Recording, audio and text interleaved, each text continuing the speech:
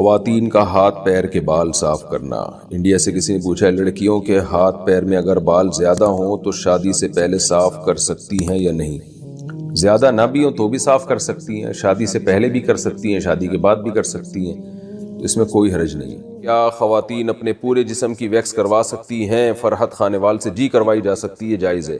عورت کا آئی بروز اور اپر لپس بنوانا، کیا خواتین کے لیے اپر لپس اور آئی بروز کے بال بنوانا جائز ہے؟ اگر جائز نہیں تو اس کا گناہ کیا ہے؟ محمد ارباب لاہور سے، نبی صلی اللہ علیہ وسلم نے آئی بروز بنانے والیوں پر لعنت فرمائی ہے۔ یہ گناہ کافی ہے کہ پیغمبر کی لعنت ہوگی، تو آپ سوچیں اس کا کیا ٹھکانہ ہوگا، کیونکہ یہ تغییر خلق اللہ ہے۔ آپ اپنی جو اللہ نے آپ کو شکل دی ہے اس کو زینت تو دے سکتے ہیں، لیکن ڈینٹنگ پینٹنگ کا کام کر کے اس میں چینجنگ نہیں کر سکتے آپ۔ جیسے لوگ جو پلاسٹک سرجری کروا لیتے ہیں، ایک پلاسٹک سرجری تو ہوتی ہے کوئی زخم ہو گیا آپ کے ایکسیڈنٹ سے، منہ خدا نخواستہ ٹیڑھا میڑھا ہو گیا، وہ تو ٹھیک ہے، پلاسٹک سرجری کا مطلب یہ ہوتا ہے وہاں کہ جو عیب پیدا ہوا ہے اس کو دور کیا جائے۔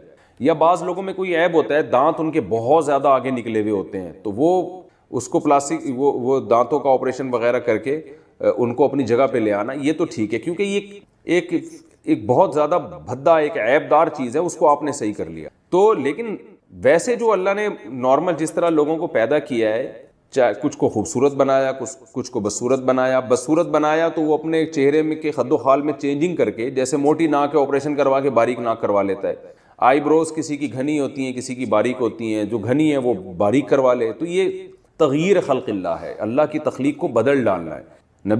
قرآن مجید میں اللہ تعالیٰ کا ارشاد ہے کہ شیطان نے قسم اٹھائی تھی کہ اے اللہ میں ان کو اتنا گمراہ کروں گا، فَلَا يُغَيِّرُنَّ خَلْقَ اللَّهِ، یہ تیری بنائی ہوئی تخلیق کو بدلیں گے، تیری بنائی ہوئی شکل پہ یہ لوگ راضی نہیں ہوں گے۔ تو یہ غیر مسلموں سے یہ چیز آئی ہے۔ مائیکل جیکسن کو دیکھیں نا، پلاسٹک سرجری کر کے بیڑا ہی غرق کر دیا تھا اپنا، پوری چمڑا چینج ہو گیا، اس کا عجیب سی شکل بن گئی تھی اس کی۔ تو یہ سب چیزیں حرام ہیں، اسلام اس کی بالکل آپ کو اجازت نہیں دیتا۔ جیسے ہی اللہ نے آپ کو شکل دی، اسی کو نہا دھو کے تھوڑا سا، خواتین ہیں تو سرخی پاؤڈر لگا لیں، اور میں لوگوں سے کہتا ہوں بہت زیادہ میلے کچھ ہے تیزاب سے نہا لو بھائی، بہت زیادہ چمک جاؤ گے۔ تیزاب سے میری مراد یہ ہے کہ ذرا اچھے والے صابن سے نہا لیں آپ، تو اس سے زیادہ نہیں۔ بس یہ جو ہے اتنا زیادہ کہ ناک کی سرجری کروا کے باریک ناک کروا لی، اور جو بڑھاپے میں سلوٹیں آ جانا چہرے پر، یہ بھی ایک نیچرل چیز ہے، تو اس میں بھی آپ چینجنگ نہیں کر سکتے۔ سفید بالوں کو کالا کر لینا، بالکل بلیک کر لینا، یہ بھی جائز نہیں ہے 40 سال کے بعد۔ تو اسی طرح آئی بروز بنانا بھی جائز نہیں ہے۔ ہاں کسی کی بہت ہی بھدی ہوں، جو عام طور پہ کسی کی ہوتی نہیں ہے ایسی، بہت زیادہ بھدی ہوں کسی خاتون کی آئی بروز، جو بالکل نیچرل سے ہٹ کر ہیں، یعنی یہ تو دیکھیں قدرتی طور پر ہوتا ہے نا، کسی کی آئی بروز گہری ہوتی ہیں، کسی کی باریک ہوتی ہیں، کسی کی تھوڑی آپس میں جڑی ہوئی ہوتی ہیں، کسی کا فاصلہ زیادہ ہوتا ہے، یہ تو نارمل ہے۔ لیکن اگر کوئی بہت ہی عام معمول سے ہٹ کر بالکل ہی کسی کی بہت ہی عورت کی بھدی ہوں، تو پھر بعض فقہاء نے گنجائش دی ہے کہ تھوڑا بہت اس کو اتنی اس میں تبدیلی کر لینا کہ بہت زیادہ بھدے پن سے وہ نکل آئیں، تو اس کی گنجائش دی ہے۔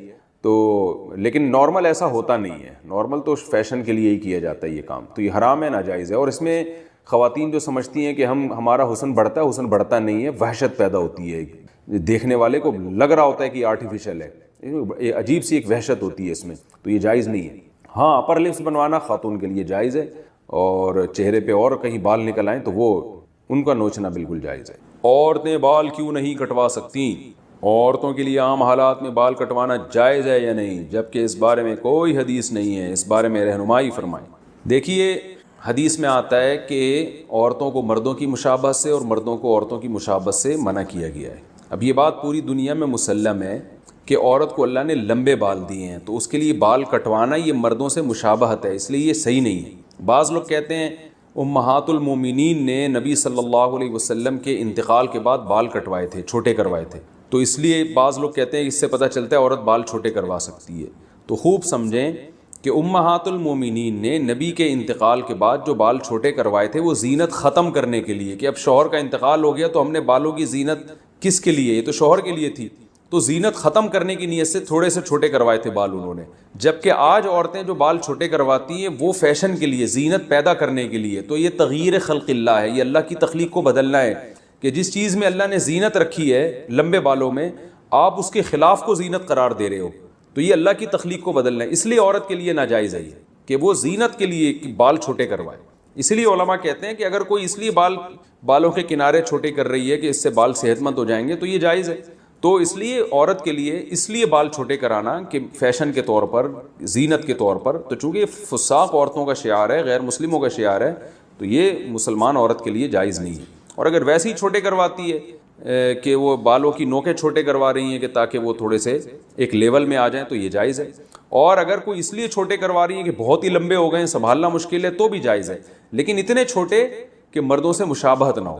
تو اس لیے علماء کہتے ہیں کہ کم سے کم جو ہے نا اتنے بال جو کمر تک آ رہے ہوں اور جو جس میں چٹیا بن سکتی ہو. بعض علماء نے یہ بھی کہا ہے کہ جو عورتوں کے بال ہوتے ہیں کم از کم چٹیا بن سکتی ہو اس بالوں میں، اگر کوئی بنانا چاہے تو اس سے زیادہ چھوٹے کرنے کی اجازت نہیں ہے. شوہر کے کہنے پر بال کٹوانا، کیا عورت اپنے بال کندھوں کے نیچے سے کٹوا سکتی ہے؟ اس کا شوہر یہ کہتا ہے کہ کندھے کے اوپر نہیں کٹوا سکتی، نیچے سے کٹوا سکتی ہے، عالیہ حویلیاں سے. دیکھیے لمبے بال عورت کی زینت ہیں اور فطرت کو تبدیل کرنا یہ جائز نہیں ہے، چاہے شوہر کہے یا جیسے بیوی اگر شوہر سے کہے کہ آپ داڑھی کاٹ لیں تو شوہر کے لیے حرام ہے داڑھی کاٹنا. تو عورت کے لمبے بالوں میں اللہ نے زینت رکھی ہے.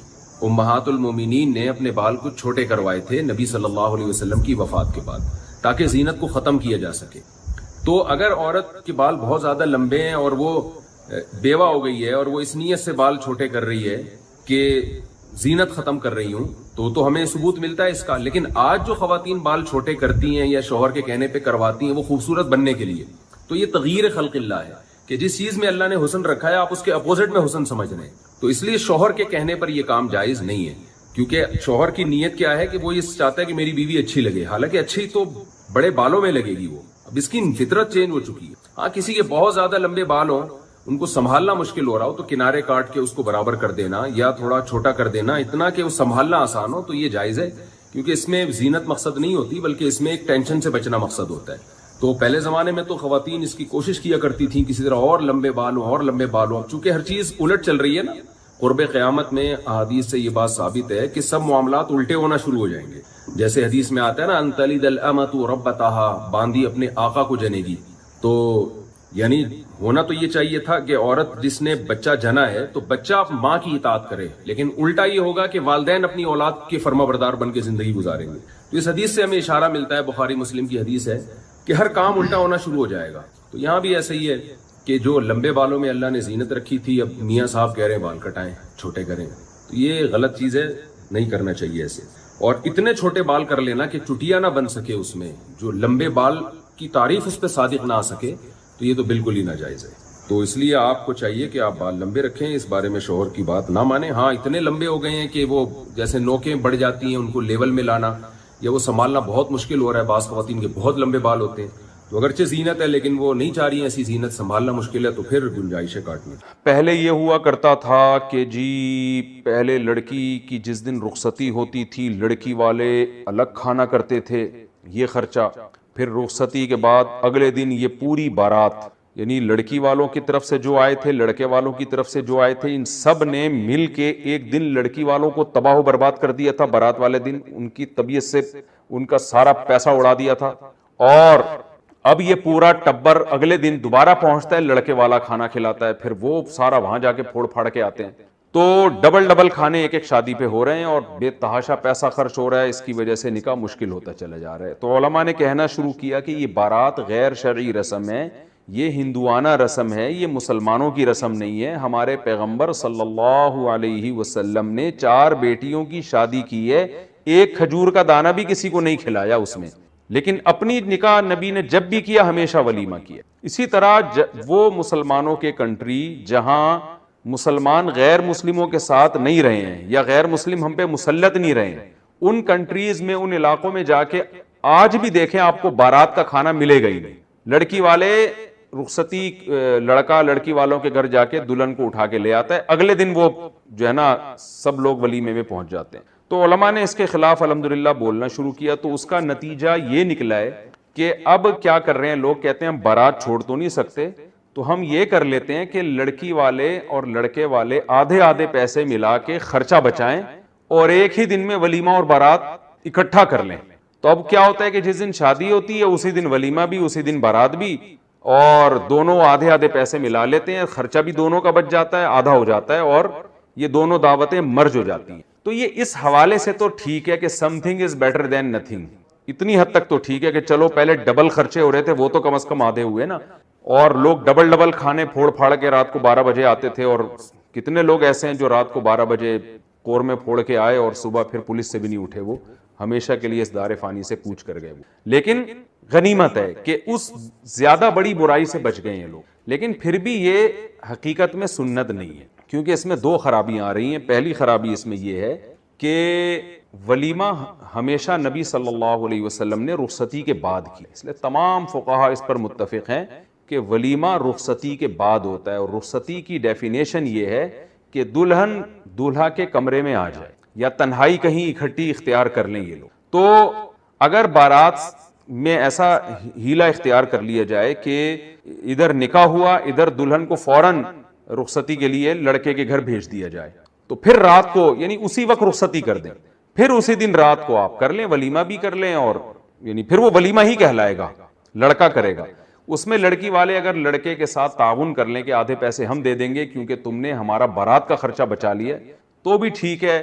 ہونا تو یہی چاہیے کہ پورا خرچہ لڑکا کرے. لیکن اس دعوت کو ولیمہ کہا جا سکتا ہے اس لیے کہ یہ رخصتی کے بعد ہوئی ہے اور اس میں اصل کام لڑکا کر رہا ہے، یعنی لڑکے کی طرف سے دعوت ہو رہی ہے. تو یہ ہے اصل طریقہ. تو دوسری خرابی اس میں کیا ہو رہی ہے جو دونوں مل کے کر رہے ہیں کہ آدھا خرچہ بہارا لڑکی والے اٹھا رہے ہیں. تو یہ دو خرابیاں ابھی بھی اس میں پائی جاتی ہیں. پہلی خرابی کیا، رخصتی سے پہلے یہ دعوت ہو رہی ہے جو کہ ولیمہ نہیں کہلائے گی، اس میں ولیمے کی سنت پوری نہیں ہوگی. دوسرا خرچہ یہ کہ یہ کیسا ولیمہ ہے جس میں آدھا خرچہ لڑکی والے اٹھا رہے ہیں. تو اس لیے اس کو ختم کر دینا چاہیے. بہتر وہی ہے کہ جس دن لڑکی کی رخصتی ہو 2-4 افراد لڑکے والوں کی طرف سے آئیں اور لڑکی کو لے جائیں، اور کھانا سارا ٹبر جو ہے نا بسیں بھر کے اگلے دن ان کے گھر پہنچ جائیں. لیکن بہرحال یہ اس سے پھر بھی بہتر ہے، یہ جو بیچ کی راستہ لوگوں نے اختیار کیا وہ اس سے پھر بھی بہتر ہے جو دو دعوتیں ہو رہی ہیں. شادی میں کون سی رسموں سے بچنا ضروری ہے؟ شادی میں ایسی کون سی رسمیں ہیں جو ناجائز ہیں اور جن سے ہمیں بچنا چاہیے؟ نور فاطمہ کراچی سے. اس کا اصل جواب تو یہ کہ شادی میں ساری رسموں سے کوشش کریں بچیں اور صرف شادی کریں. آج کل شادی میں شادی تھوڑی ہو رہی ہوتی ہے، شادی کے علاوہ کام بہت زیادہ ہو رہے ہوتے ہیں. تو اس لیے شادی جب ہو رہی ہے تو صرف شادی ہی ہونی چاہیے. باقی ناجائز رسموں میں یہ جو لڑکا اور لڑکی کا مخلوط ماحول ہے، نکاح کے موقع پہ نامحرم مرد عورتیں بیٹھے ہوتی ہیں اکٹھی، یہ بہت بڑی بے غیرتی ہے، بے شرمی ہے. اس سے اوائڈ کریں، گناہ کی بات ہے یہ. شادی کے موقع پہ بارات کا کھانا جو لڑکی کا ابا کھلا رہا ہوتا ہے یہ ہندوانہ رسم ہے، ایک غیر شرعی رسم ہے. اس کا بائیکاٹ کریں جتنا ممکن ہے آپ کے لیے. اور ڈھول باجے ناچ گانے، اس میں اب تو ڈانس پارٹیاں ہو رہی ہیں، یہ ساری بیہودہ رسمیں، اس سے اجتناب کریں. اور جہیز کی رسم سے اجتناب کریں، یہ بیہودہ رسم ہے. اور اس کے علاوہ پتہ نہیں گاؤں دیہاتوں میں تو کیا کیا ہو رہا ہے، دہی مل رہے ہیں اور جوتا چھپائی، اور سالیوں سے پھر دولہا کی ہنس ہنس کے باتیں ہوتی ہیں اور بڑی فری ہو رہا ہوتا ہے وہ، اور سالیاں بھی بڑی فری ہو رہی ہوتی ہیں. یہ سب بیہودہ حرکتیں ہیں.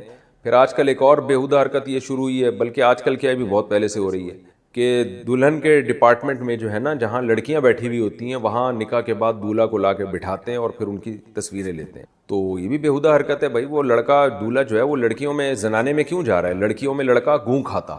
کوئی دولہا آیا کرے نا اس طرح لڑکیوں میں آ کے بیٹھا کرے تو یہ اوپر لکھ کے لگا دیا کریں لڑکیوں میں لڑکا گوں کھاتا. تیری دلہن ہے تجھے مل جائے گی، وہاں جا کے تو تصویریں لے لینا اس کے ساتھ. تو کیوں تو لڑکیوں میں آ رہا ہے اور کیوں اس کو؟ یہ بیہودہ چیزیں ہیں. نکاح ایک سنت ہے، اس کو سنت طریقے پہ ہی کرنا چاہیے. اور اللہ کی بہت بڑی نعمت ہے، دولہا کو اللہ کا شکر ادا کرنا چاہیے. میرا گھر بس رہا ہے، مجھے دلہن مل رہی ہے تو میں اللہ کا شکر ادا کروں، اللہ کی نافرمانی نہ کروں. وہ الٹا اور اللہ کی نافرمانی کر رہا ہوتا ہے. تو یہ بری حرکتیں ہیں، یہ ساری بیہودگیاں جو شادیوں میں ہو رہی ہیں غلط ہے.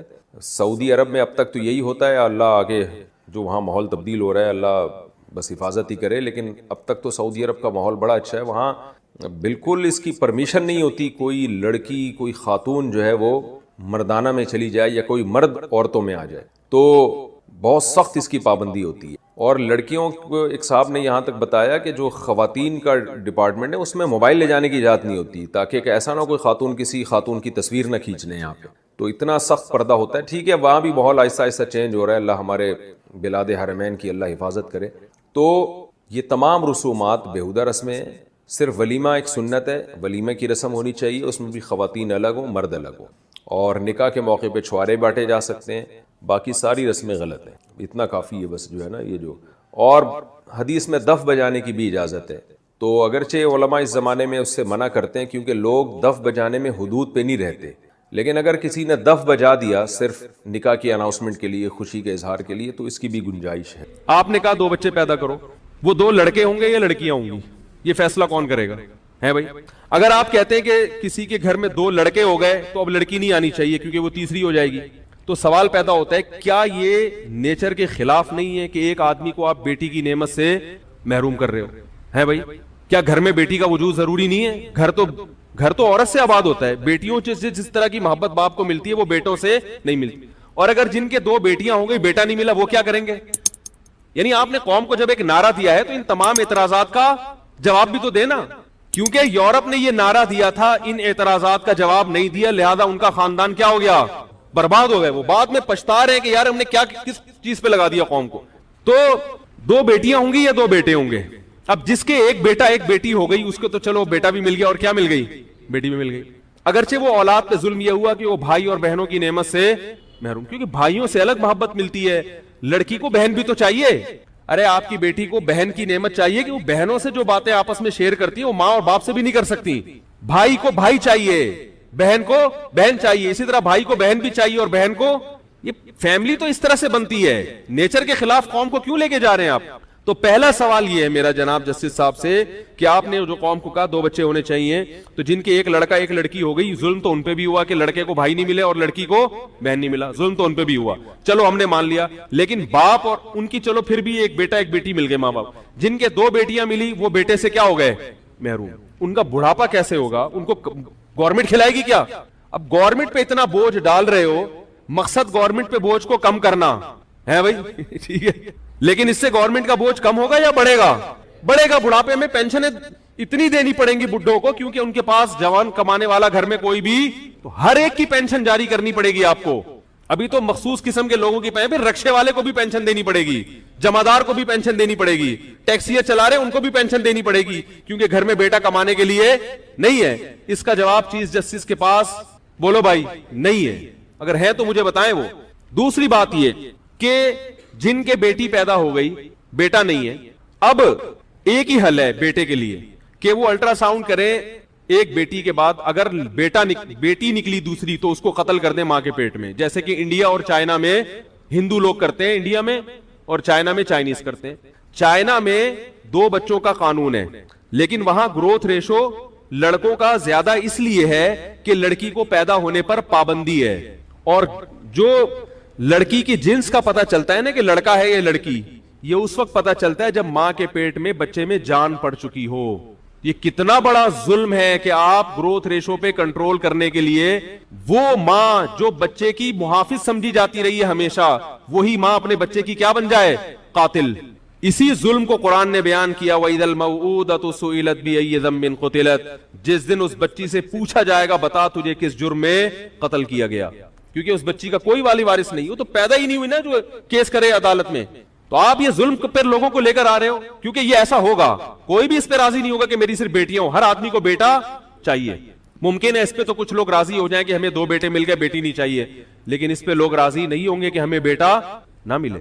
نتیجہ کیا نکلے گا؟ یا تو قتل کریں گے ماں کے پیٹ میں بچوں لڑکیوں کو، گورنمنٹ کتنے ہی قانون بنا لے کہ قتل نہ کرو، مگر ہر آدمی قتل کرنے کی کوشش کرے گا، کیونکہ نیچر کے خلاف لے کے جا رہے ہو نا آپ۔ جیسے کہ انڈیا میں حکومت نے قانون بنائے کہ بیٹی کو قتل نہ کیا جائے، مگر پھر بھی مائیں کیا کرتی ہیں؟ اگر ماں نہیں کرتی شوہر کرواتا ہے زبردستی، مارو اس کو ماں کے پیٹ میں، اور کتنے دردناک اذیت ناک طریقے سے قتل کیا جاتا ہے۔ میرے پاس کیسز آتے ہیں، بعض مائیں کرتی ہیں تو پچھتاتی ہیں بعد میں، بچے کی سانس اکھڑتی ہے ماں کے پیٹ میں، پتہ چلتا ہے کہ جان جا رہی ہے کسی کی۔ تو یہ گناہ کس کے کندھوں پہ ہوگا؟ چیف جسٹس کے، جو یہ قوم کو کیا سکھا رہے ہیں؟ کتنے بچے ہوں تو جتنے کروڑوں لڑکیاں ماں کے پیٹ میں قتل ہوں گی نا لڑکے کی لالچ میں، کیونکہ جب 2 ہی ہیں تو اب تو بھائی ایک تو بیٹا چاہیے، تو اس کا چیف جسٹس کے ذمہ جواب کیا ہے؟ قرض ہے۔ اور دوسرا طریقہ یہ کہ قتل تو نہیں کریں گے، مگر 2 جب ہو گئے تو 2 بیٹیاں ہوئی تو بھائی جس کے بیٹیاں ہوئی ہیں اس کو یہ اجازت دی جائے کہ آپ مزید بچے اس لالچ میں پیدا کر سکتے ہیں کہ کیا ہو جائے؟ بیٹا۔ تو نتیجہ یہ نکلے گا کہ جن کے 2 بیٹے ہو گئے وہ نسل رک گئی، جن کے بیٹیاں ہوئی تو وہ نسل چلتی رہے گی، تو 6 8 بیٹیاں ہوں گی بیٹے کی لالچ میں، تو گروتھ ریشو مرد اور عورت کا وہ نیچرل نہیں رہے گا، لڑکیاں دھڑام سے اور لڑکے مارکیٹ میں شارٹ ہو جائیں گے۔ اس کا بھی جواب کسی کے پاس یہ تو ابھی ابتدا عشق ہے، ہوتا ہے کیا آگے آگے دیکھیے ہوتا ہے کیا. یہ میرے دلائل ابھی شروع نہیں ہوئے ہیں. نہیں آ رہی بات. یہ جو 2 بچوں والا فلسفہ ہے نا، اس کے خلاف ابھی میں نے دلائل شروع نہیں کیے. تو کچھ اور بھی کچھ سوالات ہیں. ایک اور سوال کر لیتا ہوں. نمبر 2، چیف جسٹس صاحب طریقہ بھی بتائیں کہ 2 بچوں کے بعد حمل روکا کیسے جائے. ایسا کوئی طریقہ جو صحت کے لیے نقصان دہ نہ ہو. کسی کا باپ بھی ایسا طریقہ آج تک ایجاد نہیں کر سکا کہ حمل بھی روکا بھی جائے اور صحت کو نقصان نہ ہو. وہ گورے نہیں کر سکے ایسا کوئی طریقہ. میرے پاس ریٹن میں گوروں کے ڈاکٹروں کے انگلش میں حوالے ان کی کتابوں کے ساتھ موجود ہیں، جو نوبل انعام یافتہ ڈاکٹر ہیں. وہ کہتے ہیں کہ آج تک کوئی ایسا طریقہ ایجاد نہیں ہوا کہ آپ حمل روکنے کی کوشش کرو اور مرد یا عورت کی صحت کو نقصان نہ ہو. یہ ہو نہیں سکتا کیونکہ یہ نیچرل ہے نا. دیکھو ہم جب روٹی کھاتے ہیں تو ہمارے ایک فوراً معدے میں تیزاب بننا شروع جو روٹی کو ہضم کرے. اگر آپ روٹی کا نوالا چباؤ اور نگلنے سے پہلے باہر پھینک دو تو معدہ کیا ہو جائے گا؟ خراب. کیونکہ نیچر کے آپ کیا چل رہے ہو؟ خلاف. اسی طرح اگر آپ نگل لو، یعنی اگلا اسٹیپ کیا ہے؟ روٹی کو چبانے کے بعد نگلنا. نگلنے پر پابندی لگاؤ گے روٹی کو تو مصیبت. اگر آپ نگلنے تو حکم دو، گورنمنٹ حکم دے کہ نگل تو لو، مگر اس کو ہضم کرنے پر گورنمنٹ کی طرف سے کیا ہے؟ پابندی. نقصان ہوگا کہ نہیں ہوگا؟ یا ہضم پر تو پابندی ہے، آگے واش روم جا کے اسے پاس کرنے پر بولو نا بھائی پابندی، پھر بھی مصیبت. کیا مطلب؟ جو کام نیچرل ہوتا ہے نا، پھر آگے اس کے جو نتیجے نیچرل نکلتے ہیں، کہیں بھی آپ بریک لگاؤ گے تو ڈسٹرب کون ہوگا؟ انسان کی باڈی. یہ جو اللہ نے میاں بیوی کا تعلق رکھا ہے نا جنسی، یہ تب تعلق ہوتا ہے تو یہ نیچر ہے کہ اس کے نتیجے میں حمل ٹھہرتا ہے. پھر جب حمل ٹھہرتا ہے تو یہ نیچرل ہے کہ وہ بچہ دنیا میں آئے گا. جب بچہ دنیا میں آئے گا تو نیچرل ہے کہ ماں کی چھاتیوں میں دودھ پیدا ہوگا. کسی بھی اسٹیپ پہ آپ بریک لگاؤ گے تو بیڑا غرق ہوگا عورت کا. لیکن ہمارے ہاں فیملی پلاننگ والے عورت کی صحت کے نام پہ اس کو بیوقوف بنا رہے ہیں. عجیب بات ہے. کہہ رہے ہیں اس سے صحت خراب ہوگی. تو یہ صحت اگر خراب ہوتی تو یہ پروسیس نیچرل نہ ہوتا، یہ نیچر کے خلاف ہوتا. سمجھ میں آ رہی ہے بات؟ تو جج صاحب یہ بتائیں گے کہ وہ کون سا طریقہ ہے جس کو اختیار کیا جائے گا اور صحت خراب نہیں ہوگی. میری نظر میں صرف ایک ہی طریقہ ہے، وہ یہ کہ میاں بیوی ایک دوسرے کے قریب آنا چھوڑ دیں. اس کے علاوہ کوئی بھی طریقہ نہیں ہے. تو پھر آلٹرنیٹ راستہ جج صاحب کے ذمے ہے کہ جب مرد اپنی خواہش پوری نہیں کرے گا تو وہ کہاں جائے گا؟ پھر وہ کیسے اپنی خواہش پوری کرے گا؟ یہ سوال کس کے ذمے ہے؟ جج صاحب کے ذمے، کہ وہ اخبار میں اناؤنس کریں گے کہ میں نے یہ اسٹیٹمنٹ تو دے دی ہے کہ 2 بچے اچھے، مگر ان تمام سوالات کے جواب کہ جو مرد شادی کرنا چھوڑ دیں یا بیگم کے پاس جانا چھوڑ دیں تاکہ بچہ نہ ہو، تو ان تمام حضرات سے گزارش ہے کہ وہ میرے پاس تشریف لائیں. میں نے اس کا کوئی ایسا آلٹرنیٹ نکالا ہے، کیونکہ مرد کو جب خواہش پیدا ہوگی تو پھر بیوی کے پاس جانا بھی کیا ہے؟ نیچرل ہے. اگر وہ نہیں جائے گا تو اس کی صحت کو کیا ہوگا؟ تبھی تو کنواروں کے منہ تو دیکھو بیچاروں کے، یہ جتنے چھڑے چھاٹ ہیں ان کے چہروں پہ رونق نہیں ہوتی. میں نے تو جس کنوار میں شکل دیکھ کے بتاتا ہوں کنوار ہے سالا، چہروں پہ رونق ہی نہیں ہے. جیسے ہی شادی ہوتی ہے دولہا کے چہرے پہ رونق آتی ہے کہ نہیں آتی؟ پہلے دن تو وہ بیوٹی پارلر کی رونق ہوتی ہے، لیکن 5-6 دن کے بعد بھی پتا چل رہا ہوتا ہے کہ اس کمبخت کی معذرت کے ساتھ یعنی اتنے عرصے کے بعد ہوئی ہے تو کمبخت ہی کہیں گے نا کہ اس کی شادی. دلہن کے چہرے پہ بھی نور ہوتا ہے، ایک الگ سے ہوتا ہے، رونق ہوتی ہے. دولہا کے چہرے پہ بھی پکڑا جاتا ہے وہ یہ نہ کہ بھائی شادی ہوئی ہے. تو نیچرل ہے نا. جب تک نیچر کے خلاف چل رہے تھے تو صحت خراب، اب نیچر پہ آ گئے تو صحت اچھی ہونا شروع ہو جاتی. تو جج صاحب اس کا حل بتائیں گے کہ جانا چھوڑ دیں، پرہیز کرنا شروع کر دیں. تو جج صاحب کے پاس اس کا آلٹرنیٹ، گورے کے پاس تو ہے، انہوں نے زنا کے سینٹر کھول دیے. انہوں نے کہا شادی نہ کرو، اولاد پیدا نہ کرو، یہ کام کرتے رہو بیٹھ کے. ہمارے پاس تو میرے بھائی ایسا کوئی آلٹرنیٹ نہیں ہے. تبھی پھر ان میں زناکاری کی وجہ سے دوسری بیماریاں پھیل گئیں. صحیح ہے نا. بعض لوگ یہ کہتے ہیں کہ وہ تو ان ساری چیزوں کو نہیں مانتے پھر بھی اتنی لمبی عمریں کیوں ہوتی ہیں. بھائی بیماری کا ایک سبب ہوتا ہے مگر صحت کے 100 اسباب ہوتے ہیں. میں کہتا ہوں اگر وہ ان چیزوں پہ نہ پڑتے تو ان کی عمر اگر آج 80 سال ہو رہی ہے تو 100 سال سے اوپر جاتے وہ لوگ. کیونکہ وہ لوگ سگریٹ بھی پیتے ہیں، وہ لوگ ڈرگس بھی لیتے ہیں، پھر بھی وہ 80 سال تک زندہ رہتے ہیں. تو اس کا یہ مطلب تو نہیں ہے کہ ڈرگس لینا صحت کے لیے فائدہ مند ہے، شراب پینا صحت کے لیے فائدہ، ایسا تو نہیں. وہ تو خود مانتے ہیں کہ شراب پینا صحت کے لیے نقصان دہ. انگریز اگر شراب پی کے بھی 80 سال زندہ رہ رہا ہے، اس کا مطلب اگر وہ شراب نہ پیتا تو 120 سال زندہ رہتا.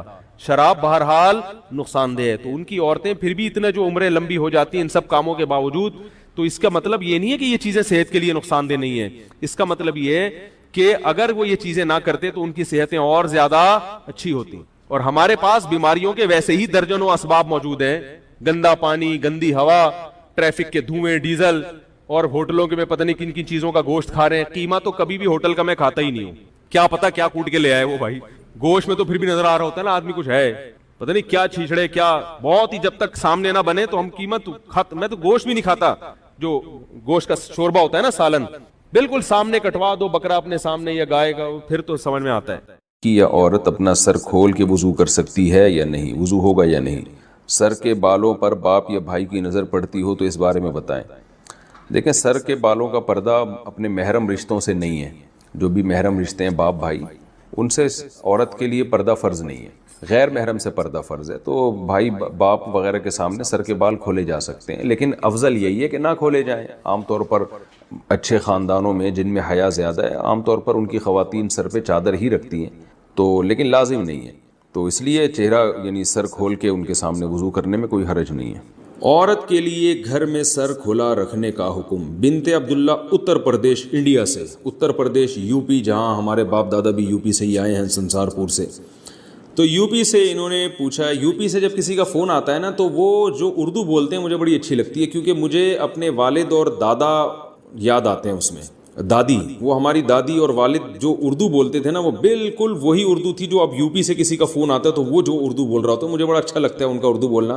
क्योंकि मुझे अपने वालिद साहब और वालदा और अपनी दादी, जो हमारे पुराने बुज़ुर्ग दुनिया से जा चुके हैं, अल्लाह ताला उन सब की मग़फ़िरत फरमाए, उनसे जो हमने उर्दू सुनी थी, वो एक्सेंट और वो लहजा हमें यूपी से मिल रहा होता है। बड़ा अच्छा सा महसूस होता है। कई दफ़ा जो यूपी से किसी की कॉल आए तो मैं उनको कहता भी हूँ कि आप थोड़ी सी बात करें, मुझे बड़ा मज़ा आ रहा है। मुझे ऐसा लग रहा है जैसे मेरे वालिद साहब की याद ताज़ा हो रही है, वालदा की, और जो हमारी दादी वगैरह जो उर्दू बोला करती थी। हमारी तो उर्दू ज़ाहिर है वक्त के लिहाज से चेंज हो गई, लेकिन वो जो यूपी की उर्दू थी ना, वो आज भी यूपी वाले वही उर्दू बोल रहे हैं। उनकी उर्दू मेरा ख्याल है चेंज नहीं हुई है। तो इन्होंने कहा है कि औरत के लिए घर में सर खुला रखने का हुक्म। क्या गर्मी की वजह से लड़की घर में वालिद और भाई के सामने सिर्फ गले में दुपट्टा डाल सकती है? अगर सर न ढांपे तो कोई हरज तो नहीं है? जायज़ है, सर छुपाना वालिद और भाई के सामने लाजिम नहीं है।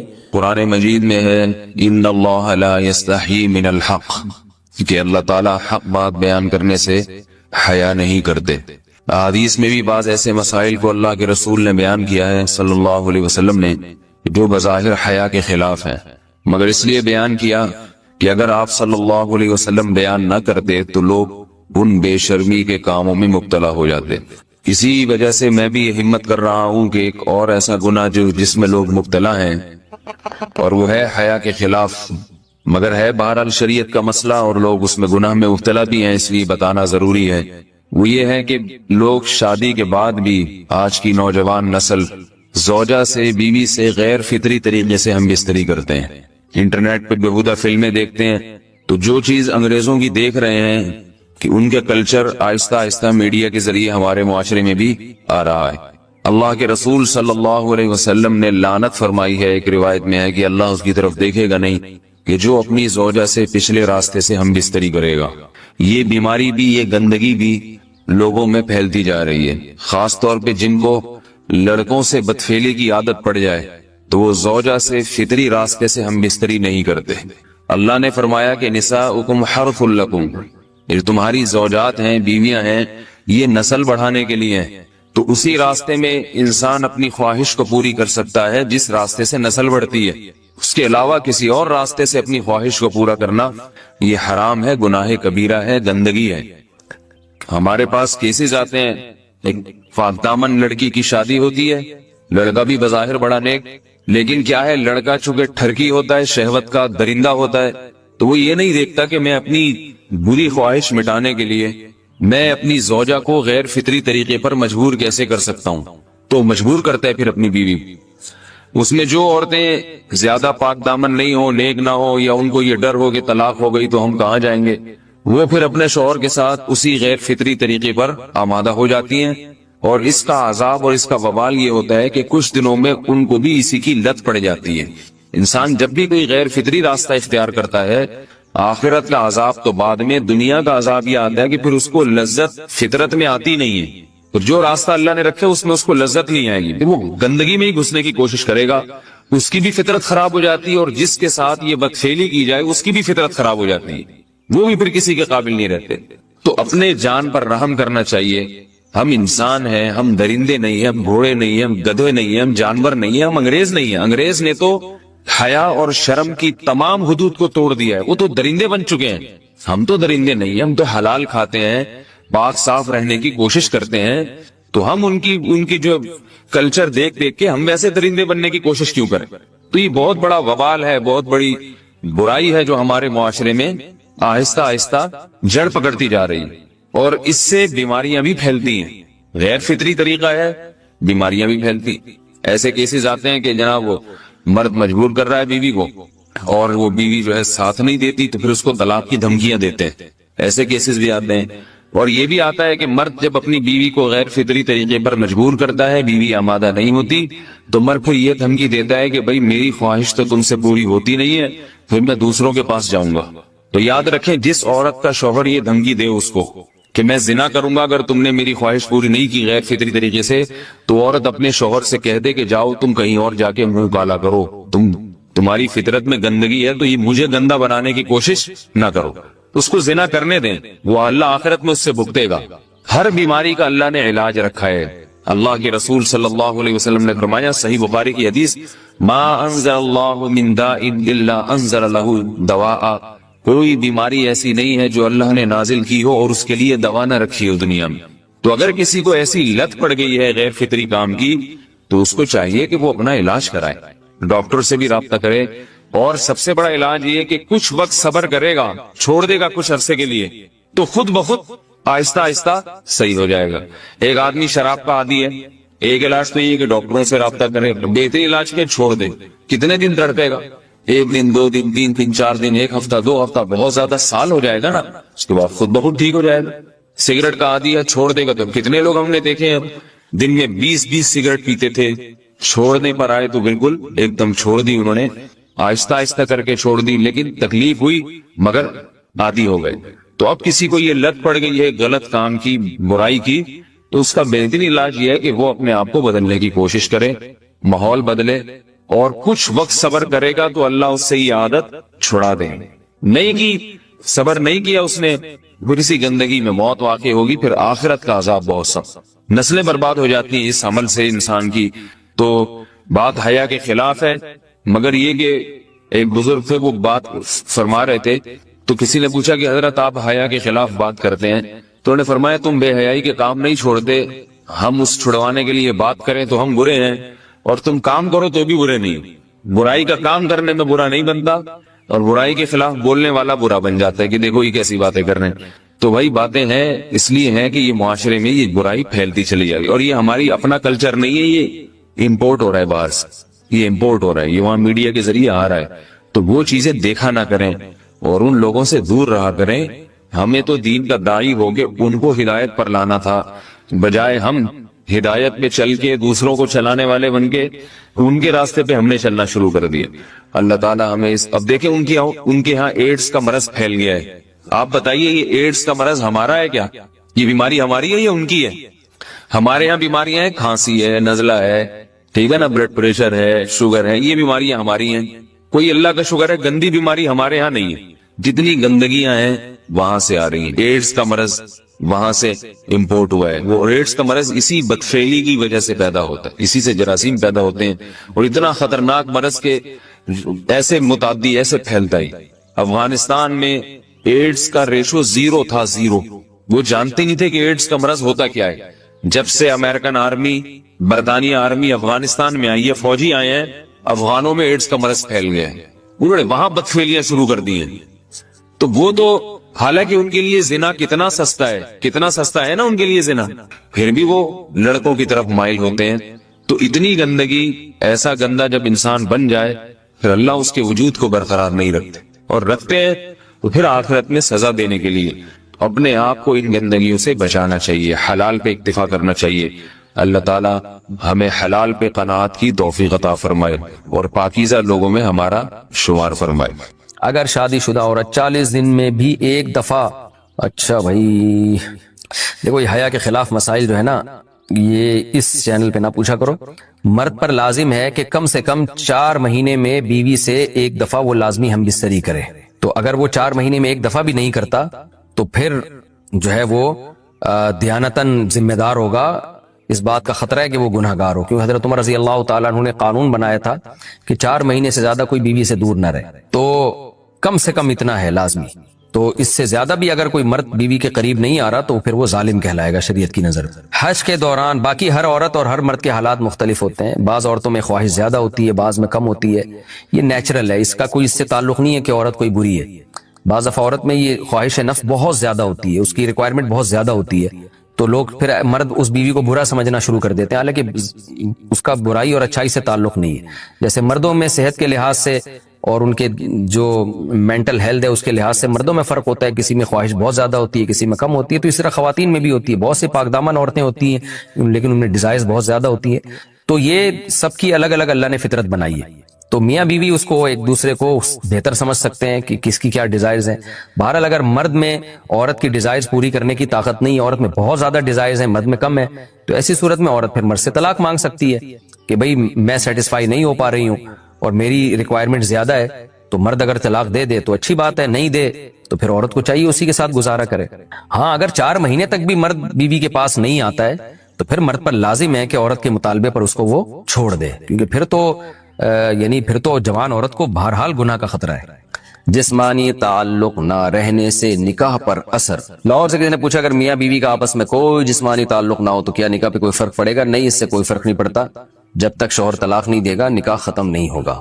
یا اگر شوہر جان بوجھ کر بیوی کا حق ہی ادا نہیں کرتا اور 4 مہینے سے زیادہ اس سے ریلیشن قائم نہیں کرتا اور بیوی بھی جوان ہے، اس کو گناہ کا خطرہ ہے، تو پھر وہ عدالت میں کیس کر سکتی ہے اور پھر اس کا ایک پروسیس ہے، کس طرح سے نکاح ختم ہوگا تو اس پروسیس کو فالو کر سکتی ہے وہ۔ تو خلاصہ یہ ہے کہ شوہر گناہ گار تو ہوگا کہ اس میں طاقت بھی ہے اور بیوی بھی جوان ہے، تو وہ کیوں اس کا حق ادا نہیں کر رہا، لیکن نکاح خود بخود ختم نہیں ہو جاتا۔ بیوی بچوں سے کتنا عرصہ دور رہ سکتے ہیں؟ بندہ کام کی وجہ سے 2 سال ملک سے باہر رہتا ہے، کوشش کے باوجود چھٹی نہیں ملتی، کیا اتنی دیر بیوی بچوں سے دور رہنا جائز ہے؟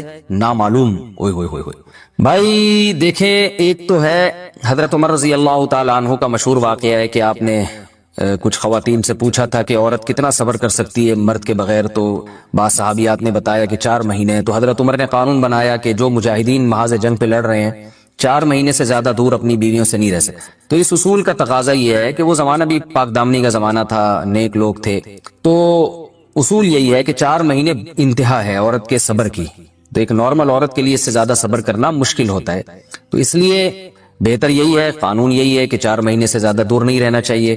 اور قرآن نے بھی یہ حکم دیا ہے کہ اگر کوئی قسم اٹھا لے کہ بیوی کے پاس نہیں جائے گا، قسم اٹھا لے، ایسا ہی نہیں بلکہ قسم اٹھا کے، تو پھر 4 مہینے میں طلاق واقع ہو جاتی ہے۔ بعض فقہاء کے نزدیک عورت کو طلاق کا اختیار ہو جاتا ہے عدالت کے ذریعے، بعض کے نزدیک ہو جاتی ہے طلاق۔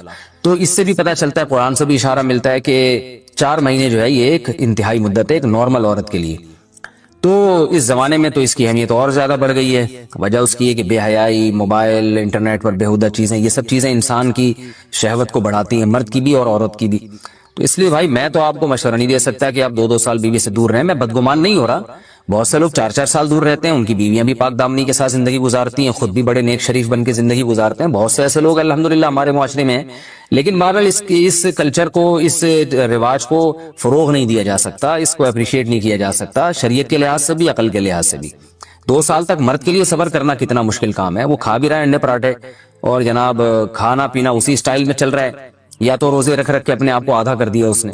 تو سوال عورت کے ساتھ مرد کا بھی تو ہے نا، مرد نے تو قوت اور شہوت اللہ نے اور بھی زیادہ رکھی ہے، تو وہ کیسے صبر کرے گا؟ مرد کی جو قوت برداشت ہے وہ فقہاء نے اور اطباء نے بیان کی 1 مہینہ ہے، تو 2 سال تک بیوی سے دور ہیں۔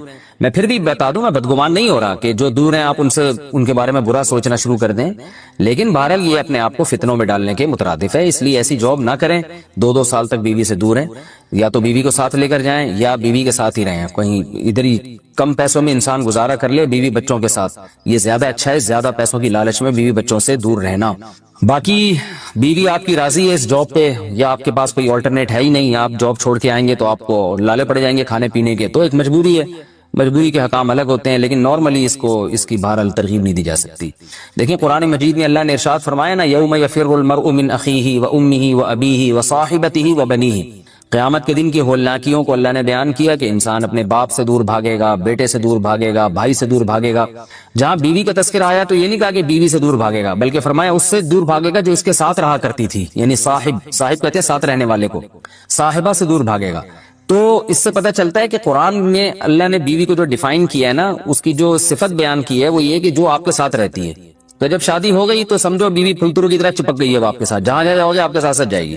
تو قرآن سے بھی اشارہ ملتا ہے کہ بیوی سے ساتھ رہنے کی چیز ہے. اب آپ 2 سال، پھر ایک دفعہ تھوڑی ہوتا ہے کہ 2 سال کے لیے چلے گا 2 سال بعد واپس آئے. جو باہر جاب کرتے ہیں وہ تو پھر آئے 1 مہینے بعد پھر 2 سال کے لیے چلے گا، ان کی تو ساری جوانی باہر ہی گزر جاتی ہے. تو اس لیے مجھے یہ بہرحال سمجھ میں نہیں آتا ہے، شریعت کی روح سے یہ پسندیدہ کام نہیں ہے. بہت سخت مجبوری ہے تو ایک الگ بات ہے، لیکن اچھا کام نہیں ہے. غربت میں انسان بیوی بچوں کے ساتھ گزارا کر لے، یہ زیادہ بہتر ہے اس دولت سے جس میں انسان بیوی بچوں سے ہی دور ہو. کیا کرنا ہے ایسی دولت کا کہ آپ اپنے بیوی بچوں سے گھر بار سے دور ہیں. انسان جو شریف آدمی، عزت دار آدمی ہے، اس کو تو گھر میں سکون ملتا ہے بھائی. عورت کا شوہر کے بغیر سسرال میں رہنا. اگر شوہر کام کے لیے گھر سے دور ہو، بیوی سسرال میں شوہر کے بغیر رہتی ہو، پردے کا کوئی لحاظ نہیں ہے، اس صورت میں بیوی کے لیے کیا حکم ہے؟ شوہر کے ساتھ رہے یا سسرال میں؟ اگر شوہر ساتھ نہیں رکھتا بلکہ اپنے گھر والوں کے ساتھ رہنے پر مجبور کرے تو بیوی کیا کرے؟ طارق صاحب اسلام آباد سے. دیکھیں، شوہر اگر جاب کے لیے گیا ہے 8 مہینے 1 سال بعد گھر آتا ہے، تو اصل مسئلہ تو یہ ہے کہ جہاں شوہر رہے گا بیوی وہیں رہے گی. شوہر کو چاہیے کہیں بھی گیا ہے اتنے لمبے سفر کے لیے تو بیوی کو ساتھ لے کے جائے. اس پر میں کئی بار دلائل دے چکا ہوں، قرآن سے بھی حدیث سے بھی. ان دلائل کو میں ریپیٹ نہیں کروں گا. اس میں شوہر کو بھی فائدہ ہے، بیوی کا بھی فائدہ ہے. گناہ سے دونوں بچیں گے، فتنے کا اندیشہ کم ہوگا. اتنے عرصے اس دور میں بیوی سے دور رہنے میں انسان میں خطرہ ہوتا ہے کہ گناہ میں مبتلا نہ ہو جائے. اور پھر بیوی کے ساتھ ایک نوعیت کی ظلم اور زیادتی بھی ہے کہ آپ 8 9 مہینے اس کو چھوڑ کے چلے جاتے ہیں، تو یہ یعنی اس کی بیچاری کی بھی تو جوانی ساری برباد ہو جاتی ہے، پوری شوہر کے بغیر جوانی گزرتی ہے. تو اس لیے اصل حکم تو یہی ہے، شوہر جہاں رہے گا بیوی اس کے ساتھ رہے گی. لیکن بعض غریب لوگ ہوتے ہیں، ان کے پاس وسائل نہیں ہوتے، سعودی عرب میں مزدوری کی جاب کر رہا ہے، وہ بیوی کو ساتھ رکھ نہیں سکتا. اگر رکھے گا تو خرچے اتنے بڑھ جائیں گے کہ وہ کمائے گا کیا. پھر بعض لوگ مجبور ہوتے ہیں، دبئی میں رہ رہے ہیں، کہہ رہے فلیٹوں کا کرایہ اتنا ہے، بیوی کو یہاں رکھا تو بھائی ہم بچے گا ہی کچھ نہیں ہمارے لیے. تو ایسی شدید مجبوری میں پھر میاں بیوی کمپرومائز کر سکتے ہیں. بھائی میں مجبور ہوں، کمانے کے لیے جا رہا ہوں، تمہیں بھی پتا ہے میں اگر یہاں رہوں گا تو تمہیں ہی کھانے کے لالے پڑیں گے، تم ہی مجھے تنگ کرو گی. پھر تو ایسی صورت میں پھر بیوی سسرال میں رہے یا میکے میں رہے. تو اصول تو یہ ہے کہ جہاں شوہر چاہتا ہے وہاں رہے. اصولی بات تو یہ ہے، کیونکہ جب رخصت ہو کے آ گئی ہے وہ سسرال کی امانت ہے نا. ہر آدمی چاہتا ہے کہ بھئی میری بیوی میرے والدین کے ساتھ رہے، یہی ہمارا کلچر ہے، اور شریعت میں اس کے ناجائز ہونے کی کوئی دلیل بھی نہیں ہے. اور میاں بیوی کے بہت سے معاملات عرف متعین کرتا ہے. تو ہمارے عرف میں یہی ہوتا ہے کہ بیوی پھر سسرال میں رہتی ہے، رخصت ہو کے آ گئی ہے وہ.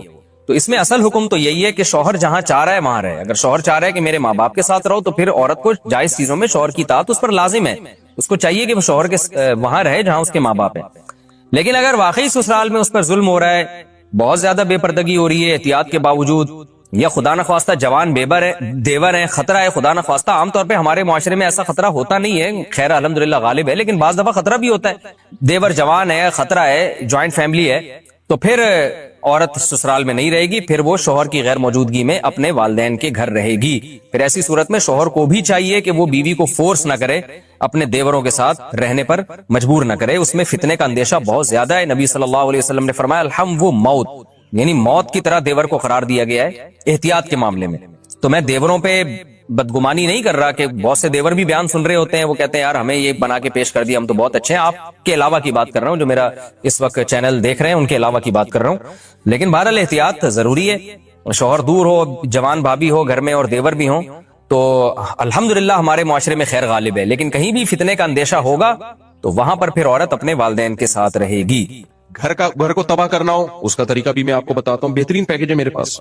گھر کو تباہ کرنا ہو میں بتاتا ہوں. آپ اس کے بعد طلاق ایسوسی ایشن کھول سکتے ہیں. آپ گھر کو تباہ کرنا ہو تو بھی اصلاح کا لیبل لگایا جائے. اللہ نے گھر کو سیدھا رکھنے کے لیے ایک اصول بتا دیا، وہ اللہ والا اصول ہمیں سمجھ میں نہیں آ رہا. اللہ نے کہا یہ جو میاں ہے، جس کو میاں کہا جاتا ہے، یہ کم بخت جیسے ملک کا ایک سربراہ ہوتا ہے، وہ اچھا ہو برا ہو آپ نے اطاعت کس کی کرنی ہے؟ سربراہ. اب ہم لال بتی پہ سگنل توڑ دیں، بولیں کہ ہمارے صدر مملکت چونکہ سرداری ہیں اور کسی کو وزیر اعظم شہباز شریف سے بھی اختلاف ہو سکتا ہے، تو یہ دونوں ہمارے حکمران ہیں، میں ان کے قانون کو مانتا ہی نہیں، لہذا میں ریاست کو مانتا ہی نہیں، میں لال بتی توڑتا ہوا جاؤں گا. تو یہ لاجک کی بات ہوگی؟ بھائی ریاست اچھی ہو بری ہو، آپ نے انتظامی چیزوں میں حکومتی لا کو فالو کرنا ہے. آپ نے تو گھر بھی ایک اسلام کہتا ہے کہ اسٹیٹ ہے, ایک ریاست ہے. میاں کبھی اچھے ہوتے ہیں, کبھی میاں برے ہوتے ہیں, لیکن سربراہ رہتا ہے وہ کمبخت. عورت یہ کہہ کے اپنے شوہر کی اطاعت سے جان نہیں چھڑا سکتی کہ میرا میاں اچھا نہیں ہے. چلے گی بھائی گھر میں کس کی؟ میاں کی. اب خواتین کو اصلاح کے نام پہ فساد میں ڈالا جاتا ہے. نہیں, یہ کیا لگتا ہے تمہارا جتنے اس کے حقوق ہیں اتنے ہی تمہارے حقوق ہیں. بہت ساری چیزوں میں رکاوٹ ہیں, بہت ساری. میں ایک کا نام لوں گا نا تو وہ بہت لمبی چوڑی فہرست ہے اس کی. بعض کیس ہمارے پاس آتے ہیں, بیگم صاحبہ نے شوہر کو 10 سال ہو گئے قریب ہی نہیں آنے دی. بھائی قریب ہی نہیں آنے دیا اس کو, کیونکہ کوئی فزیکل پرابلم ہے بیگم میں, اس کو خواہش ہی نہیں ہے. وہ میاں گھوم رہے ہیں, وہ زنا بھی نہیں کرتا. بیگم نے کہا دوسری شادی